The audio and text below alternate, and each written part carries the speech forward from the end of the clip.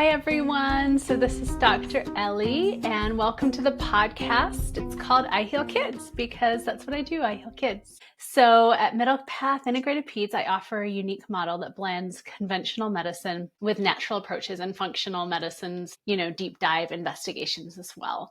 And so because my goal is to help children thrive and not just kind of get by, in this episode, I really just want to share more about why I practice this way, the benefits of holistic and functional medicine, and also just some success stories to kind of highlight and explain how transformative this approach can be. So let's dive right into the benefits of holistic and functional medicine. Okay, I want to just jump in with a few practical tips for healthier home and family because I think this can get a little bit heady. And I know that making changes to support your child's health can really be completely overwhelming, but I promise it does not have to be. I'm just asking for small, consistent little shifts, which honestly over time make a huge impact. So don't do everything at once. Just try and do little things here and there. And you'll notice over the course of a year or so that you have really created a healthier home and environment for your family. The first one, I guess, is avoiding toxins in the food and in the environment. So weed killer. The brain and body don't love a lot of weed killer.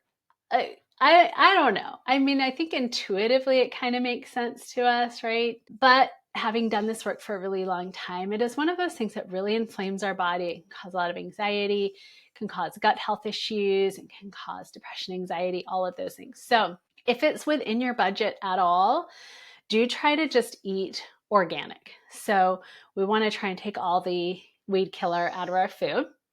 Now, for those of you who are like, that is so not in my budget at all, if it's in your budget to just not eat the Dirty Dozen organic, do that. So the Environmental Working Group, you guys, has created a list of what's called the Dirty Dozen, and we'll link it in the show notes. And all that is a list of 12 fruits and veggies that basically have the highest level of pesticide residues on them. So if you can at least avoid those 12, or if you can't do that, maybe the top 5, then you're going to be doing great. And do check it year to year because it does get updated year to year. So the link again will be in the show notes.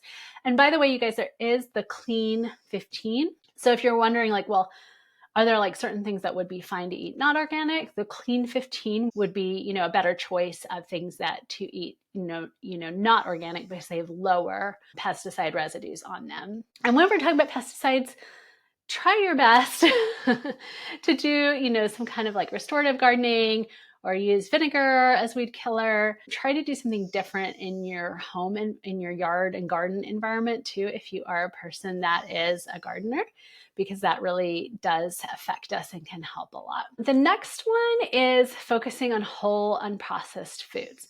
Now, I know that this sounds super simple, but don't let familiarity of hearing that message make it yeah, I've heard that, because this could not be more important. And so what are we talking about? We're talking about real nutrient-dense foods that don't have artificial ingredients, don't have preservatives, don't have additives, don't have food dyes, artificial sweeteners, all of that, which can contribute to all kinds of things like hyperactivity, mood swing, gut imbalance. So we really want to focus on our main food groups. So what are those? Fruits, veggies. I would put veggies first, fruit second. Well, I don't know. That's probably a tie with some kind of meat if you're not vegan or vegetarian. If you are doing meat, most of us need way more fatty fish than we're eating in this country, just because I'm here in the USA. And what do we like? We like our cows. We like our pigs and our cows. For many people, they are delicious. I don't eat them because they're too cute, so I can't handle that. But for those of you who do, I get it.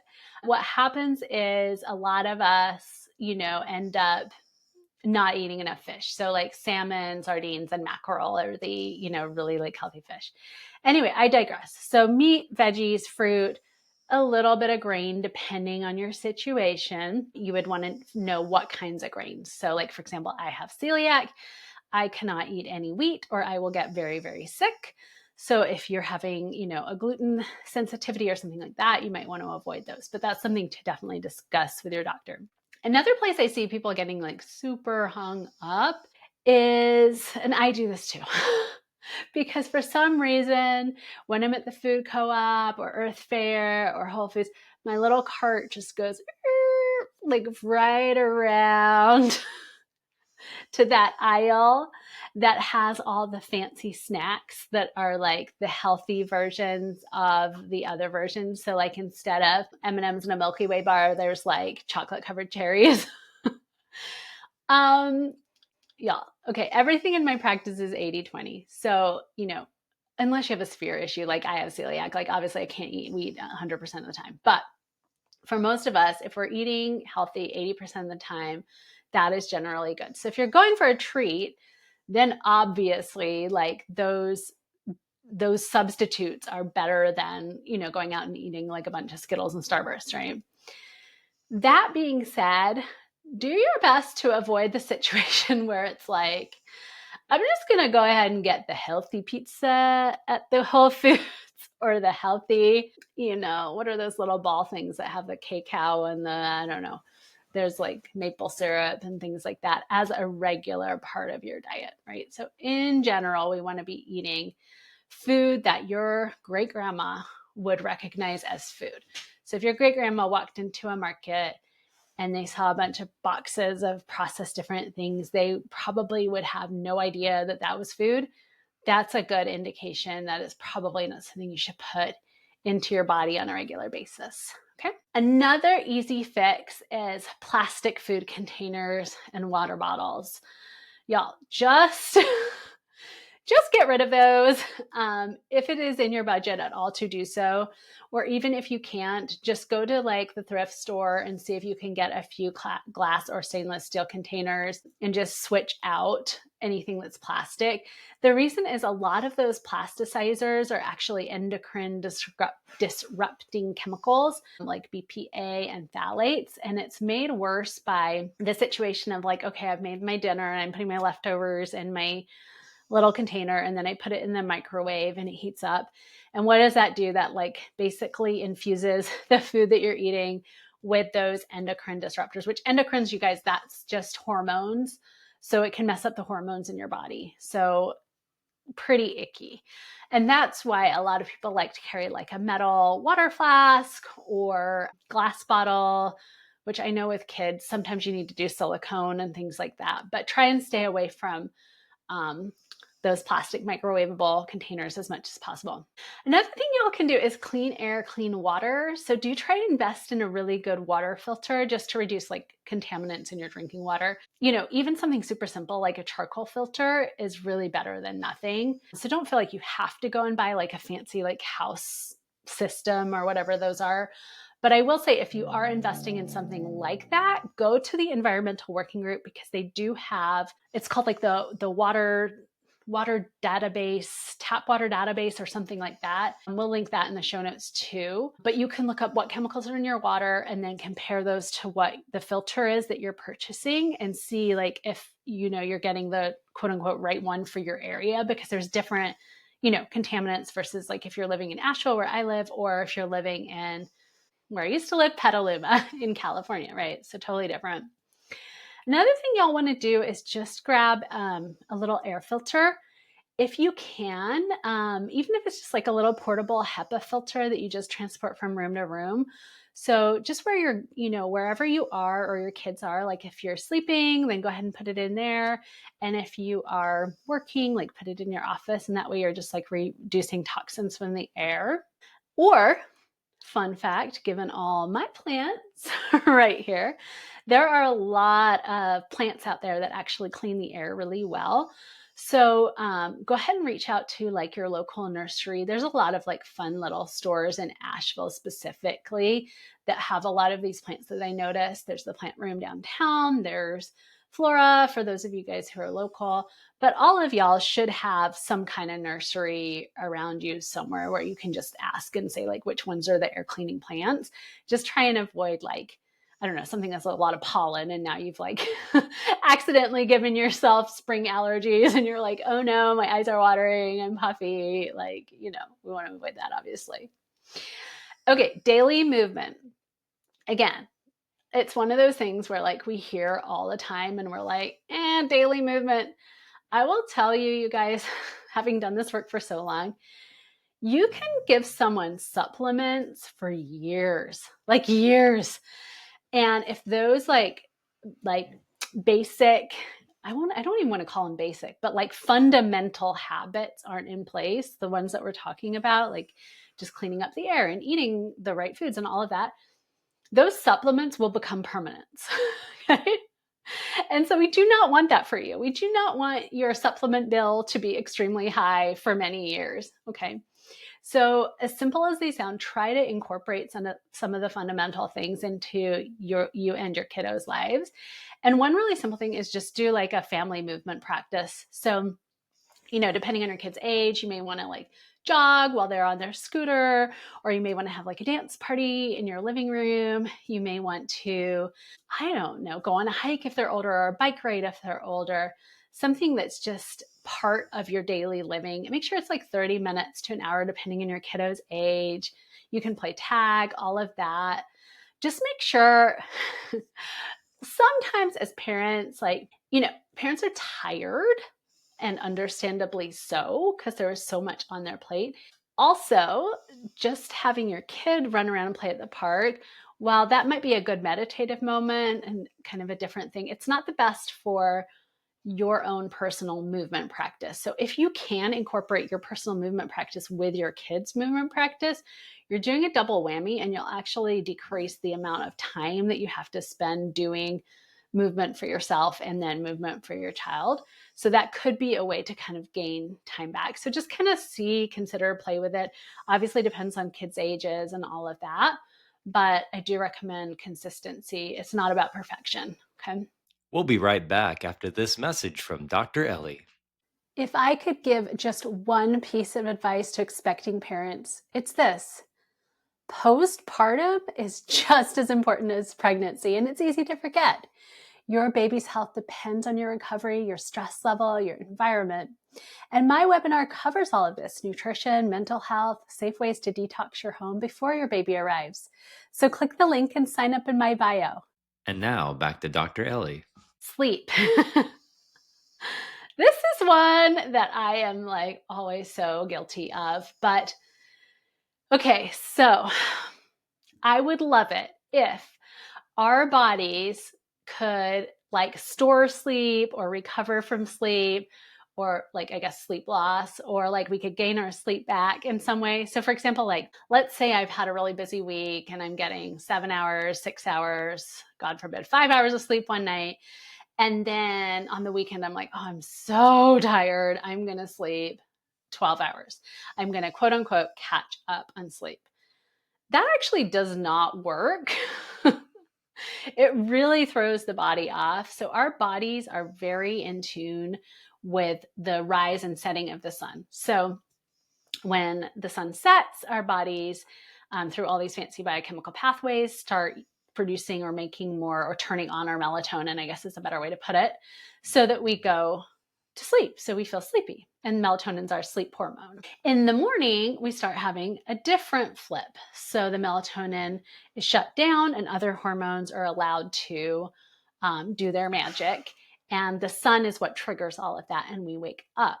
So that rhythm and that routine is very important for our body, because it helps us produce other chemicals. So like serotonin, in particular, the one that keeps us calm and happy, is very affected by this. So especially if you have a kiddo that's like anxious, tired, depressed, anything like that, getting on a good rhythm is very important. And I hate to say this because I want to sleep in too, but it really should be that our wake up time is within a half an hour of our wake up time. So our wake up time for weekends is within a half an hour of wake up time on the weekdays. So like, for example, if you're getting up at 6 for work or school, you shouldn't really push it much further than 6:30 for your wake up time on the weekend, which I hear you. I don't want to do it either. That being said, once in a while, everything's 80-20, y'all. Probably fine. If it's like a consistent thing, it's gonna affect mood and ability to concentrate and ability to do work at school and work at work and all the things. So really just do your best to keep on a good rhythm with sleep. Okay. I feel like I've lectured you a lot on basic habits. The very last one, though, that I'll just kind of put a plug in for is emotional well-being and stress reduction techniques. One thing that I think is really important, things like deep breathing, mindfulness, gentle stretching, all of those things, try to make it a part of either your child's or your own daily routine. So sometimes I will see situations where a kid is like very escalated. They're having big feelings. And, someone walks by and says, what do they say? Just take a deep breath. That is going to work about 0 to 1% of the time. Okay. Unless it's an older child that has been practicing those techniques for a long period of time. So I do recommend that these are things that you're using as a prevention strategy more than a de-escalation strategy. Okay.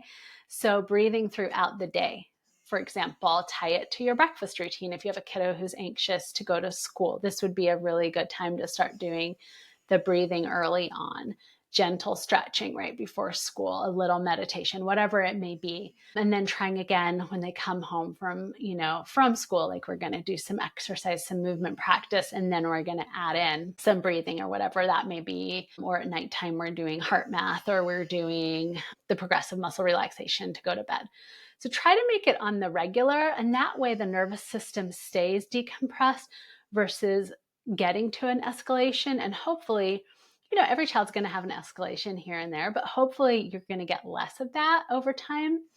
And also over time, having built these skills and practice, then you're going to be able to access that when you are feeling escalated, right? So, I've been doing, deep breathing for a very long time in my life. And I'm sort of at the point where I can notice the tension in my body. And I'm like, oh, better start taking those breaths, right?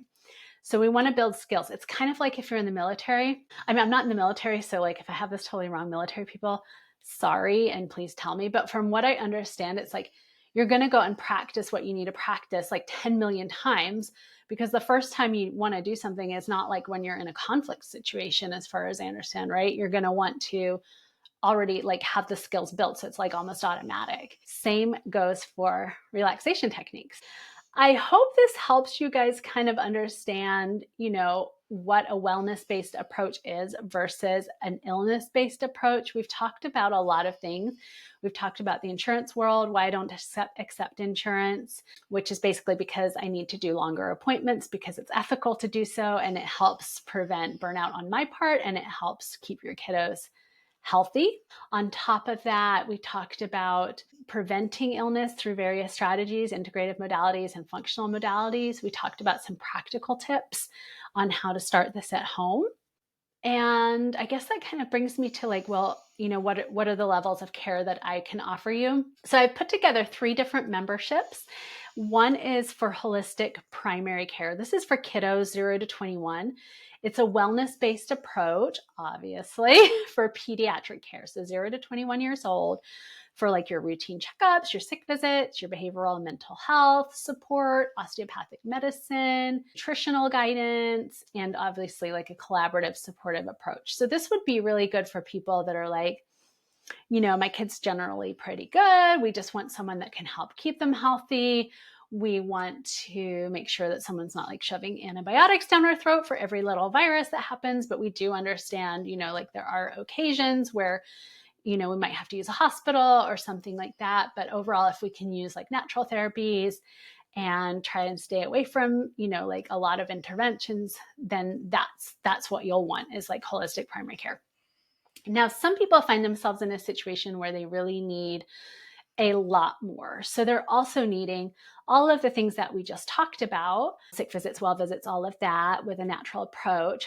And their child may be having, a long-term chronic issue like anxiety or gut issues, ADHD, anything that's been going on for a long time. Or if you have a kiddo that you really want to keep healthy and you want to do a deep dive, this is the right thing for you too. So this is my Holistic Primary Care Plus Functional Medicine membership. And that's a lot deeper. We do a lot more testing. We do a lot more personalized plans. And it's really the approach that you want if there's something very specific you want to address, or long-standing, or you just really want to take a deep dive into optimizing your kids' health so they can stay healthy as long as possible. The last option I have is just functional medicine. So this is like in a situation where you're an adult, you have a primary care provider, or you have a child and you like their pediatrician, you're happy with them, but there's just something very specific going on. You don't need to leave your primary doctor, but you do need like this functional approach for a specific issue like longevity, optimizing health, fatigue, burnout, weight gain, hormone imbalance, all those things that we talked about earlier, immune issues, chronic gut. Then this membership is for you. So there's 3. So the direct primary care model, the primary care model plus the functional medicine, and then just functional where you keep your pediatrician. I picked these models because what I want to do is provide like visits that are not rushed. There's no insurance constraints dictating what care I can provide for you. I'm just going to provide thoughtful, in-depth support when you need it the most, which is most of the time when you have kiddos, right? So that's it. That's a little peek into my approach in pediatric care. I hope it has given you insight into, what is holistic and functional medicine and how it could truly make a difference in children's lives. And I just really believe that every child deserves to feel their best, and every parent deserves the knowledge and support to help them get there. So, thank you for joining me today. I love having these conversations with you. If you found this episode to be helpful, if you can think of even one friend that you know of that's like, let's say they're having a baby, they're pregnant, they need a pediatrician, or they have a kiddo that's experiencing some chronic health issues, or it's an adult that needs help with burnout or exhaustion or something like that. If you can think of that person in your life, please share this episode with them, because my goal is to serve 200 people in the next 2 years. I'm putting it out loud finally, so that I can help people be healthy, because that is my passion and my goal. So if you can share it with them so they can get the help and support they need, I would appreciate it, and I hope they will appreciate it too. Also, a 5-star review would be very helpful. Thank you very much if you can do that. And stay tuned, because the next episode I think is going to be something pretty special. That's all I'll say about it. Again, I'm Dr. Ellie McGregor. My practice is Middle Path Integrative Pediatrics in Asheville, North Carolina. If you are living in or around Asheville, North Carolina, and you need a pediatrician or you need a functional medicine doctor, please reach out. If you are living in North Carolina, South Carolina, California, or Florida, I can also do functional medicine for you. I just can't be your primary care doctor unless you're coming once a year, but not adults, because I'm a pediatrician. Okay, guys, wishing you well. I'll see you next time. I hope that was helpful. Bye.